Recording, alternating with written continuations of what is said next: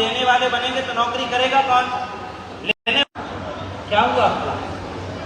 क्यों बोले? देने वाला आपको देगा।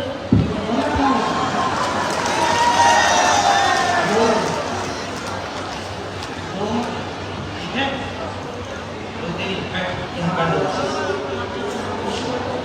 अच्छा ये बताओ, हनुमान जी लंका गए तो एक चौपाई आपने सुनी होगी, उसका अर्थ मुझे पता नहीं है, आपसे पूछूंगा, आप उत्तर दीजिएगा।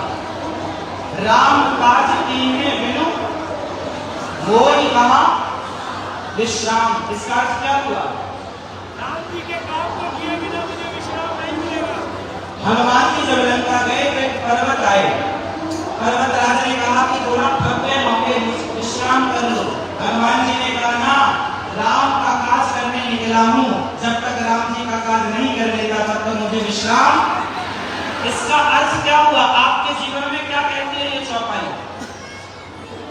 ऐ नौजवानों, बोलो ऐ नौजवानों, उठो और चलो, तब तक अपना लक्ष्य प्राप्त ना कर दो।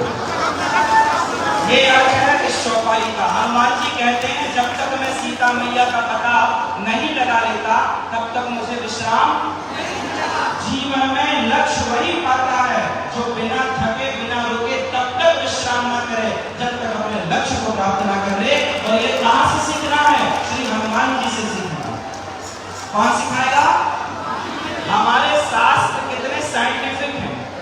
आप लोगों ने यदि शास्त्रों को समझा होता, पढ़ा होता, तो आज हमारा भारत आज जितनी तकनीक इटली कर रहा है, जापान कर रहा है, अमेरिका कर रहा है, आज हम शिखर पर होते टेक्नोलॉजी के मामले में।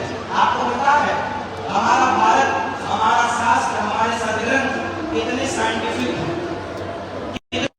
क्या सिखाती है? उत्तर दो। आप में से कितनों के घर में रामचरितमानस है? बताओ, रामचरितमानस क्या सिखाती है?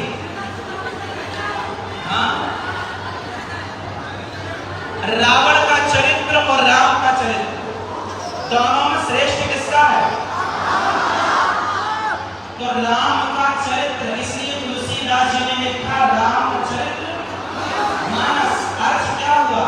अर्थ ये हुआ उनके पुतले जलाए जाएंगे। रावण के पुतले क्यों जलाए जाते हैं? क्योंकि रावण चरित्र से गिर गया और राम का प्राण जाए पर चरित्र न जाए, प्राण जाए पर वचन न जाए, धर्म न जाए, चरित्र न जाए। ये सब आपके लिए है कि प्राण जाए तो जाए पर चरित्र न जाए। आप करोड़पति हैं, फॉर एग्जाम्पल आप करोड़पति हैं, पर आपका चरित्र मजबूत नहीं है, आप चरित्रवान नहीं है, तो क्या समाज सम्मान करेगा आपका? समाज इज्जत करेगा आपकी?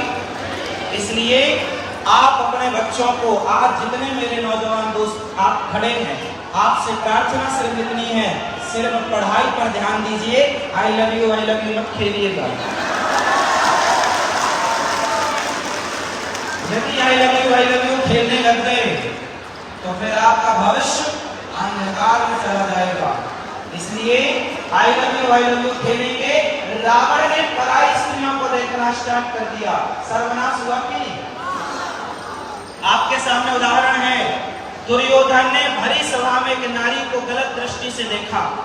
द्रौपदी से कहा, आजा मेरी जन्माओं कराकर बैठ जा, मेरी जान बनाकर बैठ जा, मेरी गोद में आकर बैठ जा। कहा है नहीं? सर्वनाश हुआ कि नहीं? दुर्योधन का सर्वनाश हुआ। बोलो क्यों हुआ? पराई स्त्री के कारण।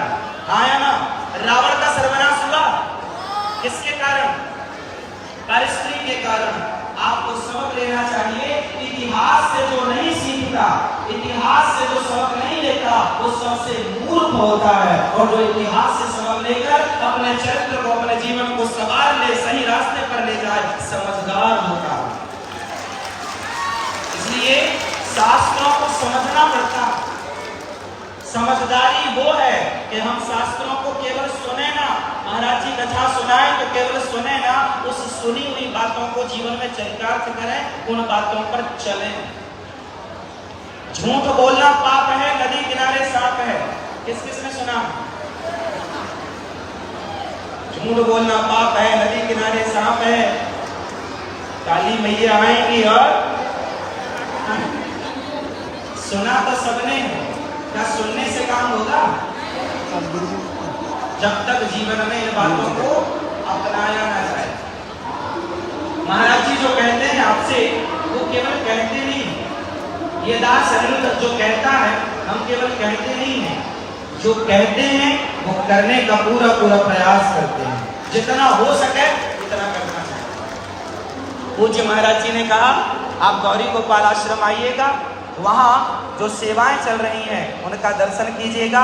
पूज्य महाराज जी ने भी हमें वादा किया है वो भी आएंगे, और ऐसी विभूतियों की आज समाज को, देश को जरूरत है।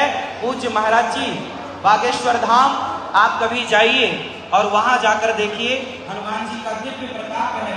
वहां पूज्य महाराज जी आदर्श कन्याओं का विवाह कराते हैं निःशुल्क, गरीब परिवार की बेटियों का विवाह कराते हैं और उन सबका आशीर्वाद लेते हैं, और सहयोग करने वालों को आशीर्वाद प्राप्त होता है। पूज्य महाराज जी कथा के द्वारा केवल कथा ही नहीं सुनाते, पूरे भारत को जोड़ने का काम करते हैं। बागेश्वर धाम की, भारत के संतों की, हमारे देश में ऐसी कितनी पिक्चर बनी, मूवियां बनी, जिनमें संतों को गलत तरीके से दर्शाया गया, दिखाया गया। क्यों जानते हैं? अच्छा ये बताओ, महाराज जी 3 दिन के लिए आए हैं, आज तक महाराज जी से आपने सुना कि महाराज जी ने गुटखे का प्रचार किया, सिगरेट का प्रचार किया, शराब का प्रचार किया? इन्हें कोई 1 करोड़ रुपए दे और कहे कि जी आप जरा आप भी कह दो कि गाने गाने में केसर का दम, तो क्या ये कर सकते हैं? नहीं कर सकते। विश्वास है आपको? तो अब बताओ, एक तरफ ये संत हैं जो आपको सही मार्ग दिखाते हैं, माँ बाप की सेवा करो, सत्य बोलो, नशा ना करो। एक तरफ ये संत हैं जो कहते हैं कि सही मार्ग पर चलो, दूसरी तरफ आपके सुपर स्टार हैं जो कहते हैं कि गुटखा खाओ, दाने दाने में केसर का दम। आप बताओ कि समाज का शुभचिंतक कौन है? संत हैं या वो लोग हैं जो बिक जाएगा, बेटा मर जाएगा, माँ रोएगी, बच्चे अनाथ हो जाएंगे, पत्नी विधवा हो जाएगी, शराब पियोगे तो तुम्हारा पूरा परिवार नष्ट हो जाएगा। संत कहते हैं शराब ना पीना, और पिक्चर बनाने वाले कहते हैं मुझे पीने का शौक नहीं, पीता हूं तुम बुलाने का। अब बताओ कि समाज का शुभचिंतक कौन है? इसलिए समाज में संत यदि शुभचिंतक हैं, आज भी हम जैसे लोग, महाराज जी जैसे लोग समाज में खुलेआम बोलते हैं कि आप ऐसे लोगों को त्याग दो जो गुटखे का प्रचार करें, शराब का प्रचार करें, ऐसे लोगों को त्याग दो, और आप अपने बच्चों का भविष्य चाहते हैं तो ऐसी मूवियां देखना छोड़ दो, ऐसे सत्संग करना स्टार्ट करो जहां आपके अंदर इंसानियत पैदा की जाती है, आपके अंदर के भगवान को माना जाता है। पिक्चर देख के क्या पाओगे सिवाय अश्लीलता के? शराब पीना ऐसी कोई पिक्चर नहीं है शायद जिस पिक्चर में शराब का सीन ना दिखाया जाता हो पीने का, पर 3 घंटे की कथा में कोई शराब यहाँ कोई पीता है इस परिसर में? तो बताओ, जिन संतों ने समाज का भला चाहा, उन्हीं संतों को इस तरह बदनाम किया गया कि उन संतों को कह दिया गया अरे संत तो पाखंडी होते हैं, ढोंगी होते हैं। ये ढोंगी पाखंडी जैसे शब्द संतों के लिए प्रयोग हुए हैं या नहीं? हाँ या ना? तो ये समाज का कैसा